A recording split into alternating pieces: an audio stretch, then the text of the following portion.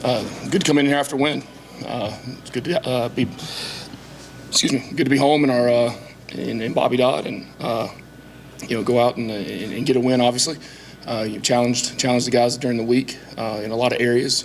Challenged them to play a complete game. I mean, we had there was a lot of things still to clean up, like there is every week. I thought there was times though that even in the fourth quarter, some guys came with the big plays. I mean, having a lot of the second defense in and coming up with the fourth down stop there was big after the tip ball interception that we had. Seeing the guys continue to compete and play hard again, and we're talking about playing to our standard and doing what we do, and it's individually to play for 4 quarters, then collectively play for 4 quarters, and put a product on the field and put a product on tape that we can go back and look at and say this is how we were supposed to do this. All right, this is how we're supposed to play the game. This is how we're supposed to play when we come out from halftime. This is how we're supposed to, not get caught up in the ebbs and flows of games. Play to the standard. Play one play at a time. Big thing. We always talk about playing one play at a time. Forgetting about the last play. Well, the challenge this week was, you've got to forget about the last play. That play is done. It's over. But not just the bad plays. Right? You got to forget about the good plays, and that was a challenge this week. So, really, to keep that mindset and play through the whole game. A lot of things to continue to build on with this. And then things we've got to continue to clean up and work on. So, to go against Coach Pugh and what is his final season, it was an honor to coach against him, and thought he did a good job of getting his team prepared, and just what a quality man and a quality coach, and and a legend in college football for what he's done at that school. So again, always pleased to come out with a win. Excited for the kids to come out here and be able to spread the ball around on offense, spread the wealth around on the defensive side, and then be able to take a look at it tomorrow morning, and be ready to move on and play a quality opponent next week. So with that, any questions? You could raise a hand, so we've got a microphone. Go ahead there. Coach, that's win number 750 for Georgia Tech, the football program. What does that mean for this program, and then what does it mean to you bringing your alma mater to 750 as a head coach? Yeah, that's cool. I didn't know that. It's a lot of wins. Means we've been playing football a long time too. I mean, I don't think I was alive for many of those 750. But no, it's good regardless if it's 750 or if it's number 1. It doesn't matter. It's these guys' chance to go out and in this team and really establish who this team is and continue to compete and get better and improve this team each and every week. That's pretty cool. Next, Kelly. I was curious how you dealt with the weather delay. Those are always challenging for coaches, and kind of what was your approach to dealing with that? Yeah, we can't control it, that's for sure. You got to be prepared for it. We have a plan in place when those things happen. We came back in and kept our pads on, stayed engaged, because you don't know if it's going to be a 20-minute, and then head back out for 10 minutes or then continue to go on. And that was the plan. And then we just really kind of rewrote the clock out and from a flex standpoint and dynamic flexibility on the field, and so we just backed the clock up really the first time, and got up and gathered up in the locker room, did a flexibility 4-minute flex inside, headed outside, did a dynamic flexibility, did 3 minutes of Indy, went to the sideline, had coin toss, and then went back in. So the second one, again, you don't know how long it's going to be, so originally it was a 30-minute, 20 plus the 10, delay to head back out, and we just continued to wait it out as the lightning increased more and more. Once we once we heard, we were in communication the whole time, and once we heard it was probably going to be an hour or more at that point, had the guys take their pads off, had some food to make sure they stayed, they kept their energy up, through the whole game, because really you eat pregame meal 3.5 to 4 hours before kickoff in order to sustain through the whole game. So, obviously that number got off a little bit, so we had to refuel the guys so they had enough fuel to be able to finish the game. So, but I wanted to be loose, and first we came in, everybody's kind of being quiet, and I said, believe me, this is not the right recipe at all. It's probably third, fourth time in my career I've sat through one of those, and So we cranked the music up and got the guys, staying loose and staying engaged, and they were ready to go. And we, the second time we ended up taking our shoulder pads off, but again they put them back on, ready to go, and dealt with it. And can't control it, so you deal with it. Steve. Coach, two-part if I could. First of all, there's the old saw about the period between the first game and the second game is it's one where you can make the most improvement. How did you see that? Yeah, I thought we did. I thought we improved in a lot of areas. We really wanted to improve on execution. That was a big thing. Continue to carry over the things that we did a good job of in the first game. Then the improvement in execution. For 4 quarters, I thought offensively we were able to sustain some of those things. That was good to see. The discipline, that we preach on and we work on so much. It was a couple of lapses out there which I was not happy with at all, with a couple of penalties. But for the most part, I thought the guys played disciplined football, and it started getting a little bit chippy there towards the end. And the guys continued to play to the whistle, and then go back to the huddle and get ready to play the next play. So. Some of the discipline that comes in the responsibility of option football, that's something we've got to continue to work on, and we'll have a big correction period tomorrow with just option responsibilities within that to work with. And so excited that we made those improvements, excited that we carried over some of the things that we were working to build on, and then again we got a new challenge coming up this next week. And can I ask, you had a couple guys from a bitter rival get some touchdown receptions. How have those two guys, have you seen them fit in, and what's been the indoctrination process, I guess, like for them? They're Georgia Tech Yellow Jackets.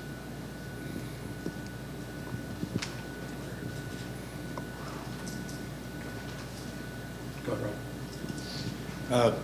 It seems like Haynes King. But don't think I didn't think about it.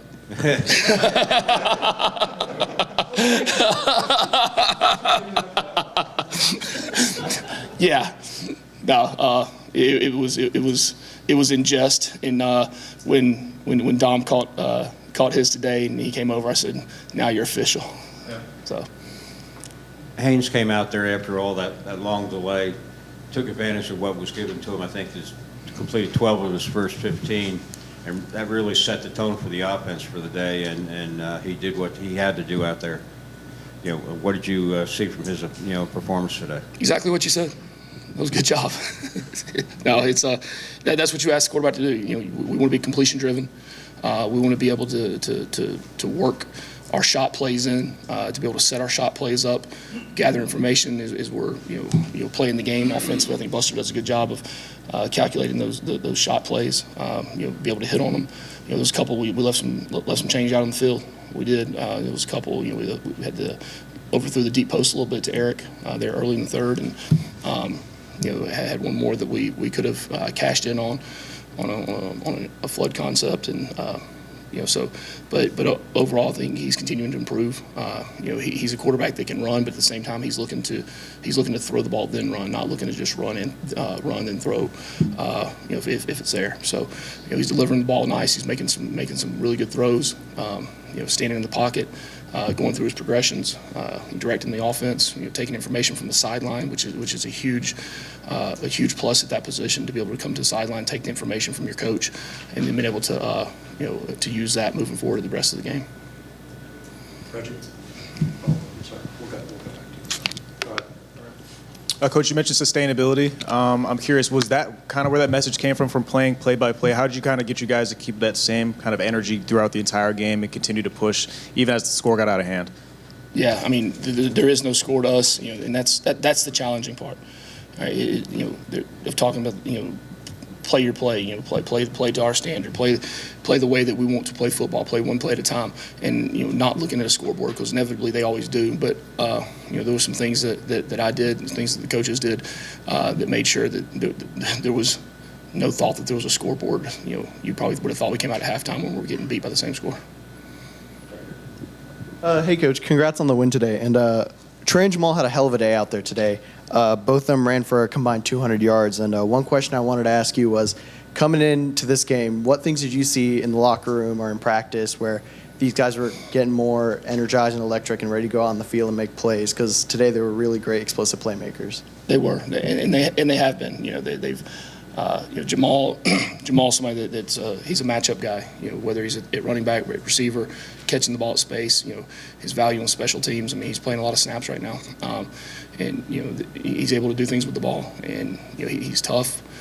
He's tough to bring down. He loves playing the game. I mean, he's as excited as anybody. And he comes out of the game. Yeah, he wants to be in there. He wants the ball. But when that next person's in there and they get the touch, he's just as excited for those guys and fired up for them. And then Trey had some big plays today. He's continuing to. He missed a few days during camp, and now really starting to come back into his, getting the flow of things, getting into a routine. Had the play at the. On the 1 yard line that we can't have, and he knows that, and that's not acceptable to put the ball on the ground on the one, because that's a momentum killer. It really is. But he is, he's making tough yards. He's got the ability to run by people, but he's also got the ability to put his shoulder down and run through somebody. So we got to continue to clean up a few things, from some of that missed time that he had in preseason. I think we have a chance to really continue to elevate our that running back position. In the back and then up here in the front. Coach, congratulations on the win. Outside of monetary means, could you talk about what it means, play against South Carolina State and giving other HBCUs this opportunity to play at this level?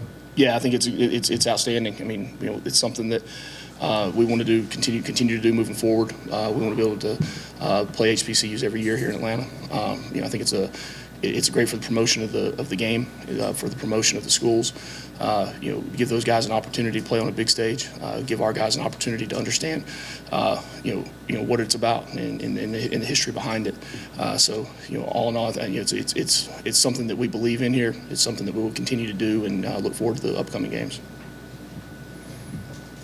Yeah, Coach. Obviously, Gavin Stewart missed that field goal earlier in the game, and then you guys kind of decided to go with Aidenburg. What was the conversations, or what was the decision-making in that process to go with Aidenburg towards the end of this game? Yeah, just Aiden, you're up. Just let Gavin sit back and see it a little bit. Calm himself down some. I mean, he was booting him through the end zone. So he kept with the kickoffs, which I was really good for the field position. But then we made the change at halftime to give Aiden an opportunity. Aiden's got a strong leg. He's got a bright future. So it was a good opportunity for him to get out there and see what he can do. Anything else? John?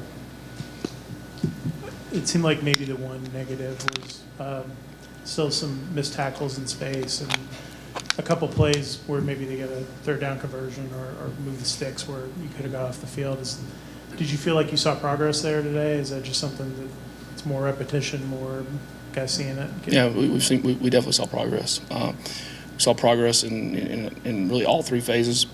I saw progress in all the phases of on defense. Are there still some like I said, change we left out on the field? Yeah, there is. Still things we got to work on? Yeah, there is. That's the beauty of the game of football. You get to come back and they can enjoy it for tonight and enjoy the win, and we'll enjoy the win, which we always do. I mean, the wins are tough to come by, but our job is to correct mistakes, is to identify mistakes and things that we've got to continue to get better at, and that's what we'll continue to do. Okay. Garrett, and then Rod can wrap us up. Coach, Kyle Kennard had two big turnovers for you today. How important is that for your team, and then especially moving into next week against Ole Miss? Yeah, I thought it was good to see Kyle play well. He played well in the game last week. We had some things that we did with him to put him in position to make some plays. He did. I think he had 5-6 tackles in the game. TFL. So to see Kyle really start to assert himself at that rush position, we're rolling a lot of guys in there, and we are. That's by design. But to see him, make those plays and be in position to make those plays was very, very encouraging. Okay. Last question, Rod. Looking at the linebacker position, you got to see a little bit of Oliver and Kyle today. How does that position look moving forward to you? Yeah, that was a plan during the week. Those guys played a lot of plays last week, and you've got to develop depth. And really the only way to develop players, young players, or new players within the system is to go play and to give them the opportunity to go play. And that was a decision we made really last Sunday to make sure we were playing those guys. They ended up being, I think, 2 and 3 on the team in tackles. So that was very encouraging to see. It was very encouraging to develop that depth there. You're an ankle away from being ready to play, and if you hadn't played, that's a scary thing for the player and for the coach. So, I thought Kevin did a good job of getting those guys prepared, getting those guys ready to play. Oliver's been healthy now the last couple of weeks, which has been really, really good for him, being able to get those reps in practice to be able to prepare himself for the game, and he showed up at some really good times today. Awesome. That's it. All right, guys, appreciate y'all. Go Jackets. Kyle, just walk us through that interception. It was actually a play we prepared for all week. I won't say the play the name of the play, but we had a play we designed for that all week, and it was a screen, and sure enough, it opened up, and I saw the quarterback lift his hand off the ball, and I'm like, he's really about to throw this? And he threw it. So, yeah. Okay, now Kelly. Can you tell me what happened on the strip and the fumble recovery? Oh, yeah, it was just exactly what you guys saw. My teammates were in there making a tackle, as they always do, and I came to try to top the play off and ball off, and the ball came out, luckily, off the hit. So, yeah, big play for us. Hey, Paul, how difficult was it to adjust to their running like they did in the beginning with the option and, picking out, who had the ball, that type of thing? Yeah, definitely coming out, we had a game plan ready for them, but, I mean, as every week goes on, there's always things that, teams come out with that we're not really expecting. They came out in that wing T formation, kind of ran sort of a triple option formation, and that's something that we had to adjust to. But just, playing as linebackers, it's a little tough tracking the ball, but we got to be better with that week in and week out. So that's something that we're going to emphasize within this next week. So. Steve? Kyle, it's kind of an unusual situation that you could have a couple transfers from a bitter rival in Georgia. What did you? I'm sorry, say that again? As I said, it's kind of an unusual situation to have transfers from such a bitter rival like Georgia, and I'm wondering what your reaction was. You saw a couple of your guys now catch touchdowns, and what did the team say to them, and what's the indoctrination been like for It's been lovely. We don't think too much about school up the road, so once they're here, they're part of our gang. So it was lovely. We celebrated with them like I've known them for years. So it was beautiful. Kelly? Paul, you played basically every snap in the last game. How nice was it to see Kyle and Braylon get some playing time and not have to play a full game? Oh, man, it was truly a blessing, for me, but also for those guys, just to get to see those guys go out there and play, especially Kyle being a younger guy and not really, seeing as much football as, as last season. So just to see him fly around and have fun and based off these stats, being one of the top tacklers, you like to see stuff like that, see guys, that you've worked so hard with over the summer make plays. So it's been something that, we take pride in. We enjoy celebrating at the end of the day. Rod? Kyle, there's been some injuries up front and, personnel movement up along the line. How has that affected you as far as the number of reps you're getting and what you expect to get moving forward? So our injuries up front, like you said, we're rotating, sustainable. We think of whoever's behind the person, that whatever happened to them, we hope they get better, but whoever's behind them, he's going to step up. And that's how it's been with me, and that's how it's been with everyone else on the D-line as well. Okay. Hey, guys, good performance today. But through 2 games, you still don't have any sacks on the season. Is that going to be a point of emphasis moving into this Ole Miss game with such a big matchup coming up? Yeah, go ahead. You go ahead. Yeah, I'll take that one. Like I told someone else, we're trying to get home every game. That's one of our main priorities going into each game. So we just come back next week. We'll be back on here on Monday or Tuesday, whenever we have a next practice, and we're trying to build on and get sacks and get more pressure to the quarterback. Anything else? Right back here. Paul, one question for you that I had was last week you guys lost Sylvain on the defensive line. And today during the game we saw Eddie Kelly get injured. And how do you guys react to your players going out in the middle of the game, adjusting, and what kind of mental attitude do you guys go in so you guys know that, hey, even though we lost this person that's on our left or on our right, we can still push together and get that? Yeah, I mean, kind of just how you said, whenever somebody goes down, you know, it obviously hurts our hearts. And, you know, prayers go out to those guys.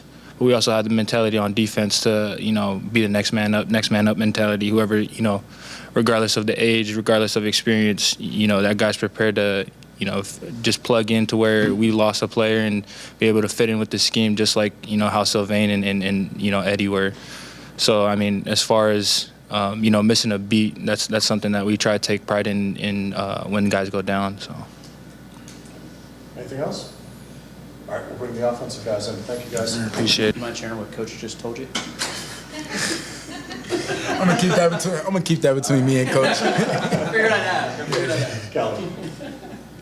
Haynes, it seemed like you guys were in rhythm from the jump. Kind of what was working so well, and what was I guess what did it feel like out there on the field when it's rolling like that?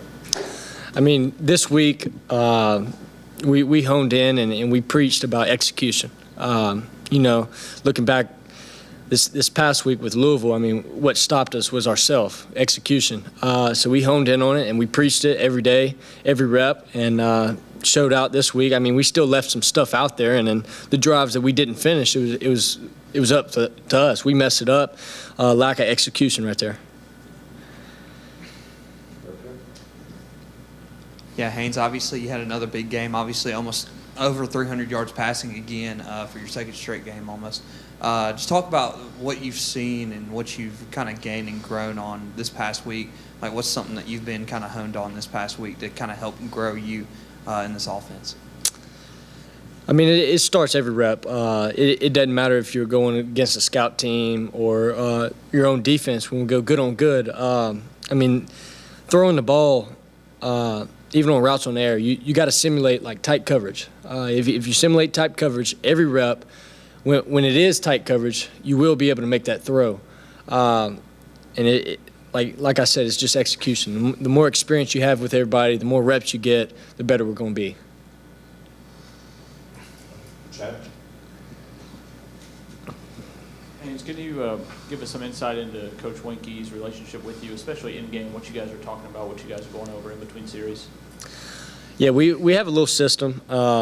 One quarterback writing down the plays, the other quarterback's writing down the coverage. Every time we come off the field, you know, we're talking through it. Hey, what are you seeing? Is this what you're seeing? Talking through it, make sure I'm seeing everything.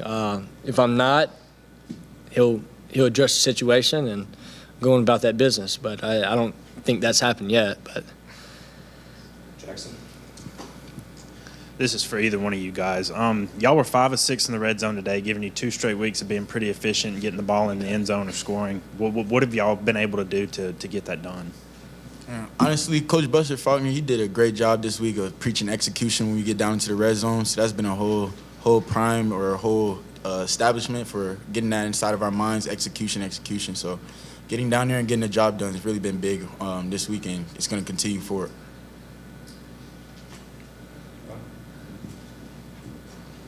Jamal, are you the type of back that the more carries you get, the more you get into the rhythm of the game, and you run a lot better, you know, once that happens? I mean, I feel like with any running back, that's how it has to be. You have to get used to the game. You have to get a feel for the game. As you go along the game, you get different reads. You come to the sideline. You'll be able to make any adjustments that you need to make. But 1 or 4, I'm always supportive of my backs, always supportive of any of my backs that get in the ball game because we have full confidence that they can get the job done. All right, Jamal, one question I had for you is that whether it was getting the first touchdown of the game or running 67 yards across the field, how do you go from making explosive plays to getting quickly reset, getting back on the field, and not getting too cocky or losing your focus and messing up? What was the process, whether it was in practice or in the locker room, that you guys got to be able to reset and keep every play in its own play and move on when you guys move on? During the game and even during practices, Coach McKenzie always preaches next play mentality. No matter, we're going to have ups, we're going to have downs, but you always got to move to the next play. And one thing he also preaches is we expect those plays. It's not nothing to get too big-headed about or anything get too wild about. We expect those plays. Reset, refocus, and go to the next play.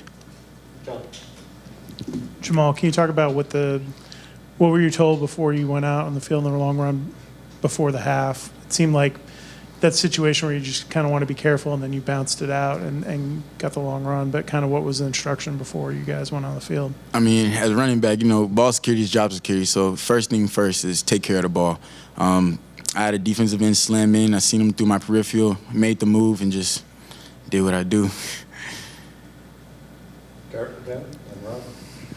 Haynes, coming from the SEC, you have a unique perspective, having been to Oxford. I know you haven't played against Ole Miss yet, but what can you tell the guys about what that experience is like preparing to play Ole Miss? One, it's going to be loud. Two, it's going to be physical. But that's every day. That's how we practice. We practice physical. We practice fast. And I'm sure during the week, coach is going to have an answer to that. He might play some music, some noises that make it loud, extra loud in practices that will help the communication during the game. But at the end of the day, you just got to play football. You got to play physical, got to play fast, and got to communicate. In the first quarter, do you feel that their defense was prepared for the tempo you guys started out with? Yes. I mean, shoot, going out that first drive, we had a couple of perimeter throws, and they were attacking the ball. They were coming down from top, and I was like, oh Lord, it might be a long day, But they got a great coach team, and I felt like they were well prepared. And I mean, they were playing physical, playing fast, running to the ball, and that's what you'd ask from defense. Anything else?